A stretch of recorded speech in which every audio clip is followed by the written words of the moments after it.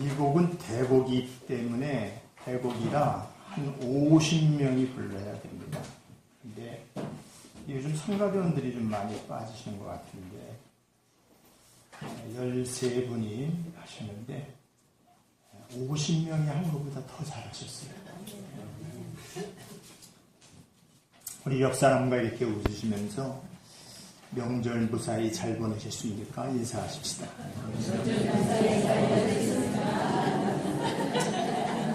할렐루야. 무사히 잘 보내셨으니까 오늘 이렇게 주일날 나오셨죠. 자리가 조금 비었기 때문에 그분들은 조금 무사하지 않은지 아니면 아직 오시지를 않았는지는 몰라도 사람이 말이죠. 그 별것도 아닌 걸 가지고선 고집 부리는 사람 보면요. 그 사람하고는 오래 있고 싶지 않아요. 이번 명절에도 어떤 집안에서 이런 일이 있었대네요. 뭘 가지고선 다투고 싸움을 했냐면 무슨 얘기 끝에 몽고반점이라는 얘기가 나왔어요. 그랬더니 몽고반점은 뭐냐면 여러분 잘 아시피 애들 태어나면 엉덩이 뒤에 시퍼런 거 하나 나오죠. 그게 몽고반점이거든요. 그랬더니 어떤 분이 그 몽고반점은 중국집 이름이래요. 그래서 아니다. 그거는 애들 낳으면 엉덩이에 그 몽고반점이 퍼런 게 있는 거지. 무슨 중국집 이름이냐. 그랬더니 내가 봤다는 거예요. 중국집. 그거 가지고 싸움을 해가지고 말이죠.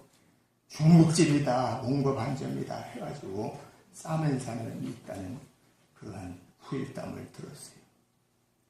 그 또 한 집에서는 뭐라고 싸움을 했냐면 의학세가 세라는 거예요. 네? 그 누가 잘못했냐면 고복수 씨가 그 노래를 잘못 불렀어요. 아하, 의학세 슬피우는 가을인 가요. 그러니까 의학세가 슬피 오니까 나는 의학세 봤다는 거예요. 의학세를.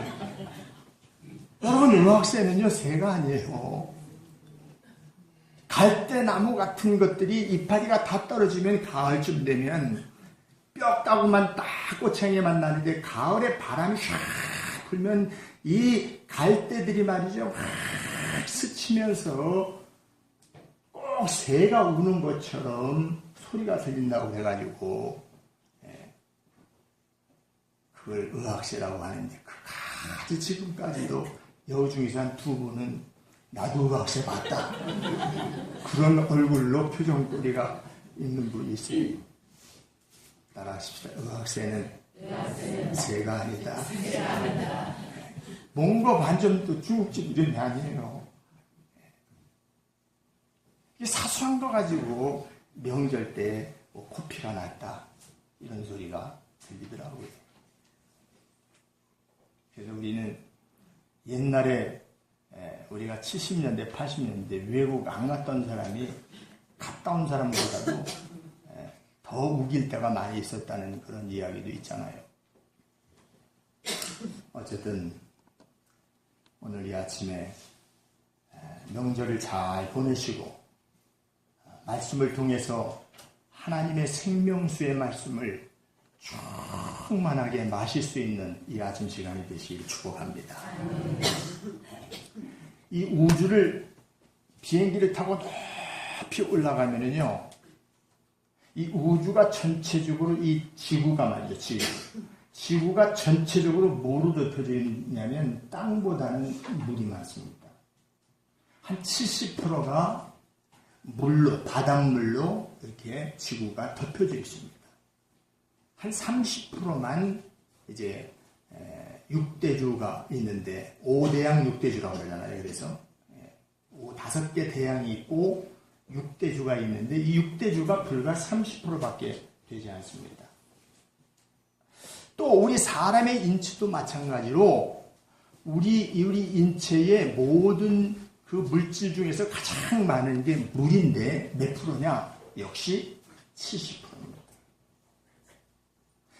하나님께서 이 천지를 창조하실 때 이 지구에 사는 우리들을 어떻게 하면 지구에 가장 적합하게 살 수 있느냐?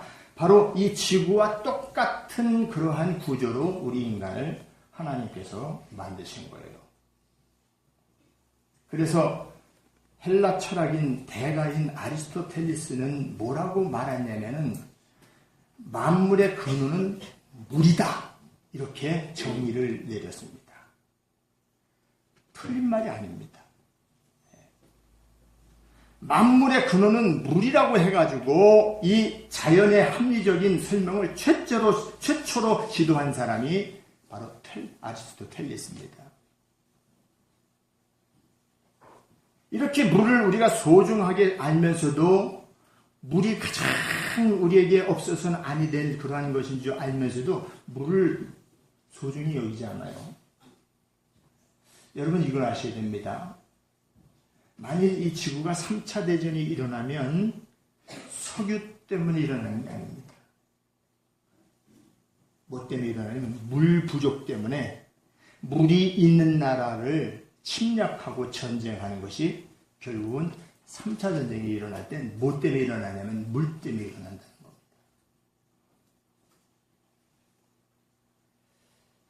오늘 우리 아침에 말씀을 통해서 하나님께서 저와 여러분들에게 영원한 생명수이신 예수 그리스도를 마실 수 있는 이 아침 시간이 되시기를 예수 그리스도 이름으로 축복합니다.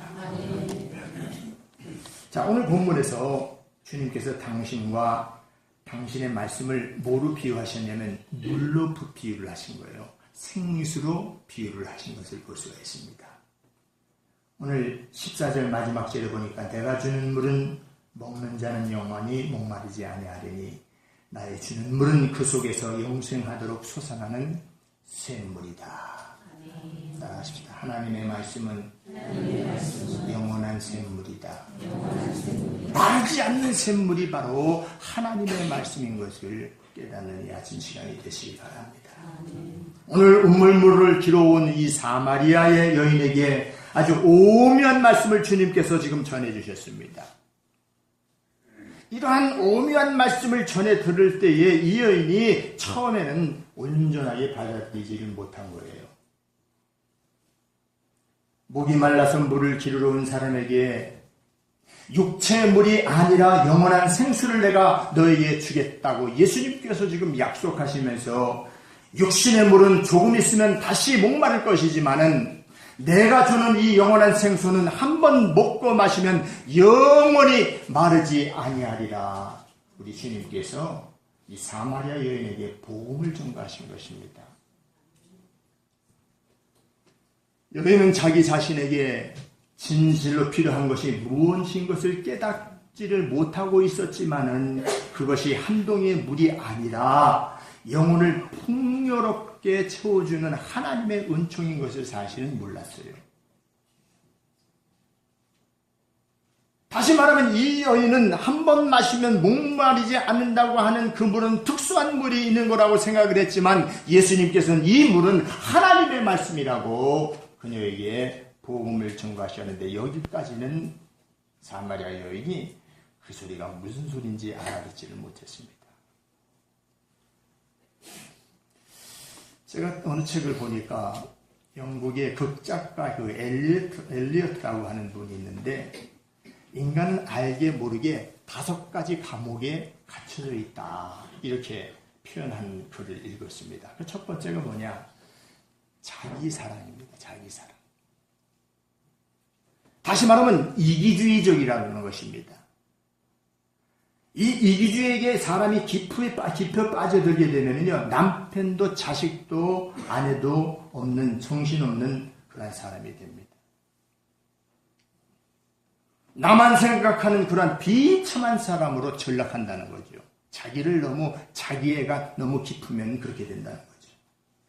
이런 사람은 나중에 결국은 가족으로부터도 주위 사람으로부터도 배척당한다는 거예요. 두 번째는 무슨 감옥에 우리가 들어가 있냐면 근심의 감옥에 우리가 들어가 있다는 거예요. 근심의 감옥. 걱정처럼 불필요한 일이 정말 없는데 여러분들이 이제 보겠습니다. 지난주에 설교 제목이 뭡니까? 네? 그렇죠. 왜 염려하십니까? 백해무익한 것이 염려거든요. 근데 사람은 너나 할 것 없이 여기에 예외 조항이 빠진 사람이 하나도 없어요. 다 근심하는 거예요. 조그만 일이 있어도 먼저 근심부터 시작하는 거예요. 그 감옥에 들어가 있다는 겁니다. 세 번째는 이 과거에 대한 향수. 좋든지 나쁘든지 이 과거에 대한 향수에 젖어 있는 그러한 감옥에 들어가 있다는 거죠. 과거는 말이죠. 이미 지나간 겁니다. 좋은 추억은 좋은 추억대로 그냥 가슴에 품고 있고, 나쁜 추억은 나쁜 추억대로 그냥 내가 걔한테 한번 물렸다, 이렇게 생각하면 되는데, 거기에 머물러 있다는, 그 과거에 머물러 있어가지고 앞을 향해서 정진해 나가지 못한다는 것입니다. 네 번째는 남의 것만 좋게 보이는 그러한 선망의 감옥을 가지고 있다는 거예요. 내 처지는 나쁘고 남의 처지만 좋게 보이고, 내 형편은 지금 나쁘고 남의 형편은 좋게 보이는 이러한 잘못된 감옥에 우리가 갇혀 있다는 거죠. 끝으로 다섯째는 증오의 감옥입니다. 증오의 감옥. 시기와 질투, 정말 이 무서운 것이요. 시기와 질투의 불꽃은 자기도 태우고 다른 사람도 다 태워버리는데도 불구하고 그걸 알지 못하는 거예요. 오늘 본문의 이 여자는 정말 한마디로 말하면 인생 망조들은 여자입니다. 불행한 여자예요. 4장 전체를 거쳐서 이 여자의 이야기가 나오는데, 이 여자가 사마리아 사람으로 스스로 이방인이라고 하는 열등의식을 가지고 있었습니다. 자기는 정말 행복을 위해서 내가 어떻게 하면 행복할까, 그것을 위해서 올인한 여자예요. 내가 좋은 남자 만나면 내 인생은 팔자고치겠지. 첫 번째 남자도, 두 번째 남자도, 세 번째 남자도, 네 번째 남자도, 다섯 번째 남자도 만나면 만날수록 자기의 행복이 아니라는 것을 알 수가 있었어요. 그 예수님께서 이 여인이 지금 숨기고 이 여인의 콤플렉스가 있는 그것을 예수님께서 직접 고백하시잖아요. 네가 5 남자가 있는데 지금 그 남자도 너의 남편이 아니다. 화들짝 놀란 거예요. 그러니까 이 사마리아 여인이, 당신은 누구십니까? 선지자십니까? 예언가이십니까? 이 여인은 정말 실패와 좌절과 불행의 연속인 그러한 여인이었습니다. 이렇게 살다 보니까 자기 자신이 너무 부끄럽고 누구에게도 얼굴조차도 비칠 수 없으니까 6시쯤 돼가지고 이제 그저 낮잠 자고 말이죠. 일찍 일어난 거 나지도 않고, 거기 6시면 여기 낮 정오 12시거든요. 6시간 차이 납니다. 저녁 6시가 아니고 새벽 6시가 아니고, 그 12시쯤 인적이 드문 곳에 그 우물가로 가는데 그 자리에서 예수님을 만나는 겁니다. 그녀는 많은 사람들에게 눈이 띄는 것 그 자체가 싫었습니다. 지금 물을 지르고 오기만 한 것, 이 물만 떨어지면 짜증이 나는 거예요. 안 마실 수도 없고, 밥도 해야 되고, 씻어야 되고, 또 마셔야 되고 해야 되는데, 그런데 이 여자에게 예수님께서 네가 지금 마시는 물은 매일 마셔도 갈증이 나는 물이지만 내가 주는 물은 영원히 목마르지 않는 복음의 말씀을 증거한 것을 믿으시기 바랍니다. 아멘. 여러분, 하나님의 말씀은요, 우리가 잘못 해석할 때가 있어요. 지식적으로 받아들이면은, 그 말씀을 문자적으로만 받아들이면은 도저히 이해할 수 없는 게 우리 인간의 내구조입니다.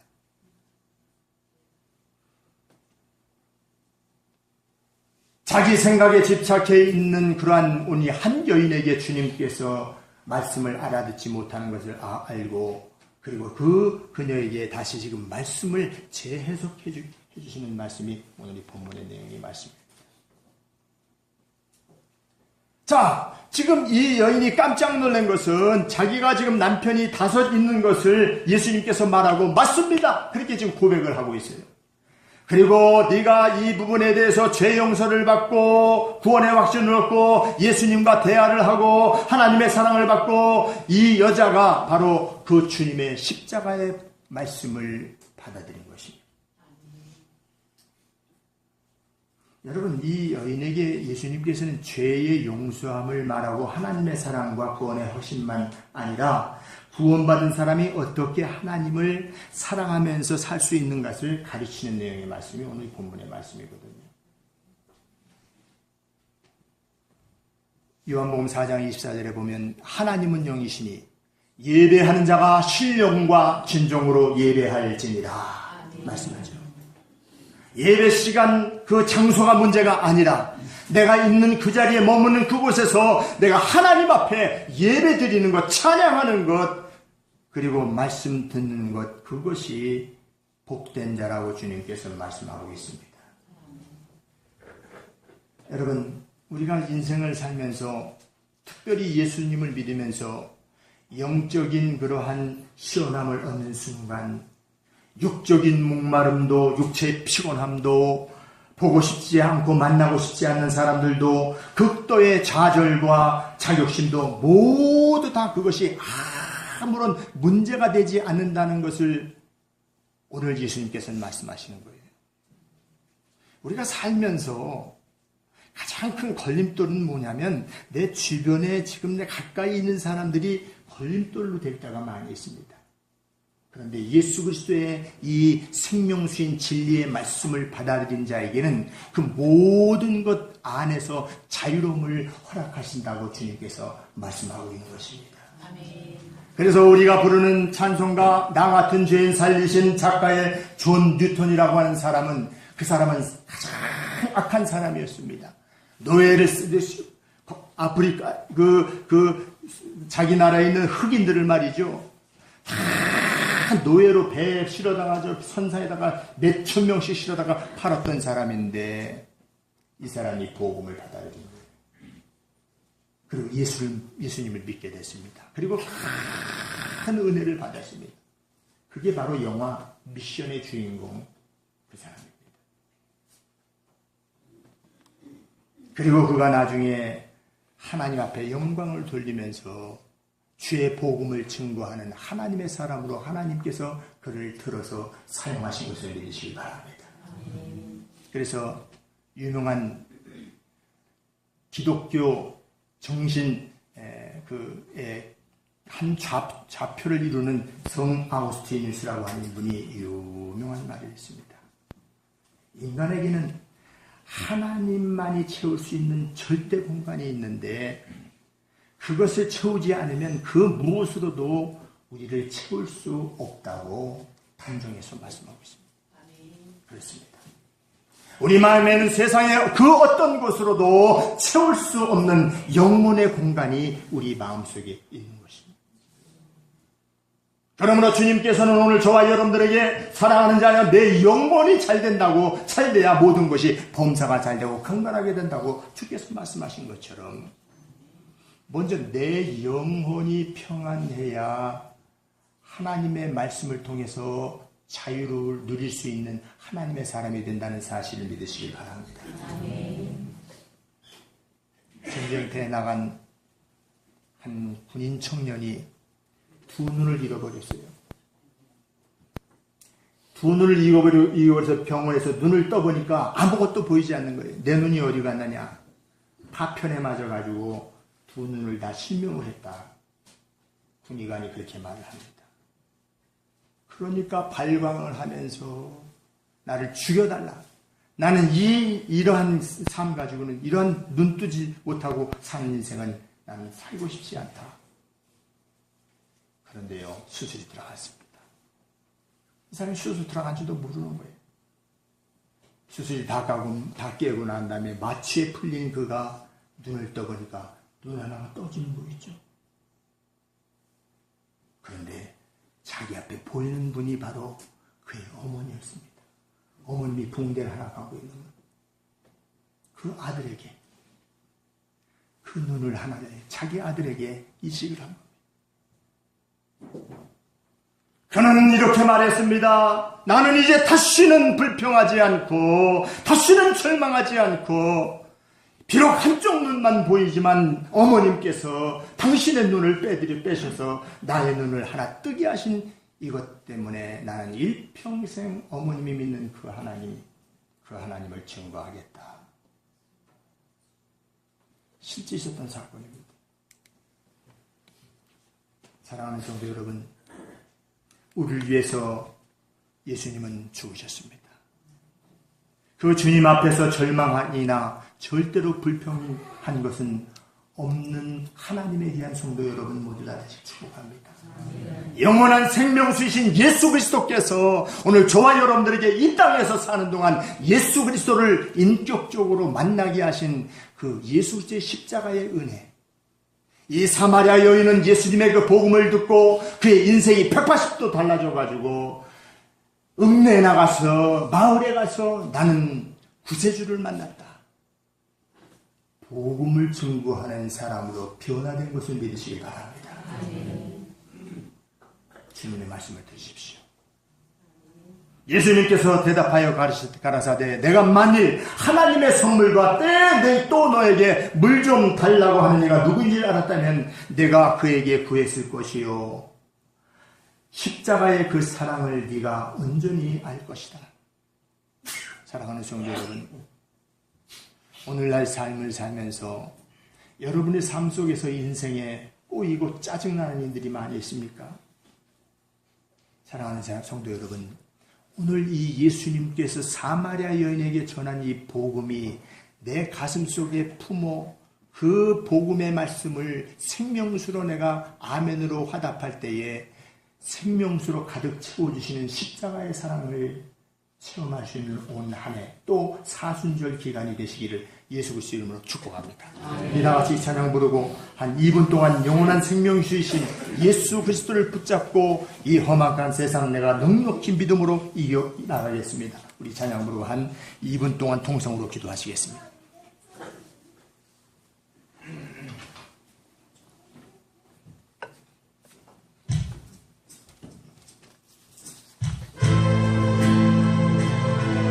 이 험한 세상 나 살아갈 동안